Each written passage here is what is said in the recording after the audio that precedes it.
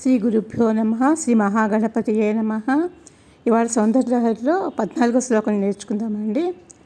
భూమోస్కరిత పాదానం భూమిరేవావలంబనం త్వయి జాతాపరాధానం తమేవ శరణం శివే. సౌందర్యలహరిలో శ్లోకం అండి. శితో షట్ పంచాస దిశమధిక పంచాసదుదకే హుతాసే ద్వాషష్టి చతురధిక పంచాసదనిలే దివిద్దిశంతింస మనసి చతుష్టష్టిదితియే మయూకాశేష మప్యుపరి తవ పాదాంబుజయుగం. ఇదేంటంటే మొత్తం అన్నీ కూడా చక్రాలకు సంబంధించిందండి.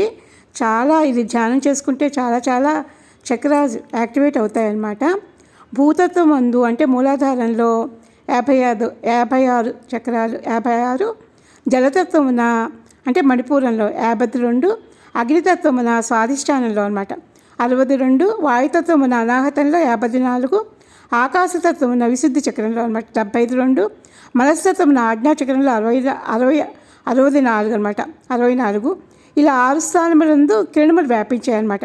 వీటికి పైగా సహస్రార చక్రమున ఆ కిరణములకు మూలమైన నీ పాదపద్మముల జంట ఉన్నది. అంటే మనం ఏంటంటే సహస్రార చక్రం దగ్గర అమ్మవారు కూర్చుని ఆవిడ పాదాల కాంతులన్నీ ఈ చక్రాల్లో వస్తున్నట్టుగా భావించాలన్నమాట. అప్పుడు అమ్మవారి కాంతులు అంటే దీపం పైన ఉండి ఆ కాంతులు మొత్తం ఎలా వెదజల్లుతాయండి. అది భావానికి బాగా అందుతుంది. ఇలా భావించుకుంటే మన ఖాళీగా ఉన్నప్పుడు కూడా ఈ శ్లోకం చదువుకుంటూ భావించుకుంటే ఆ పైనుంచి కాంతులన్నీ శరీరంలో అంతటా వ్యాపిస్తున్నట్టు అనిపిస్తుంది అనమాట. పై 6 స్థానాలు భూమాది తత్వములకు స్థానములైన మూలాధారది ఆజ్ఞాచక్రము వరకు ఉన్న 6 చక్రాలు అనమాట.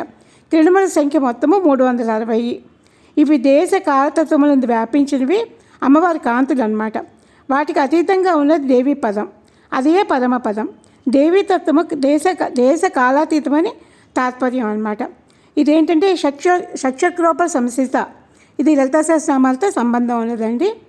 శితో షట్ పంచాస దిశమధిక పంచాసదుదకే హుతాసే ద్వాషష్టి చతురధిక పంచాసదనిలే దివిద్దిశంతింస మనసి చతుష్టష్టిదితియే మయూకాశేష మప్యుపరి తవ పాదాంబుజయుగం.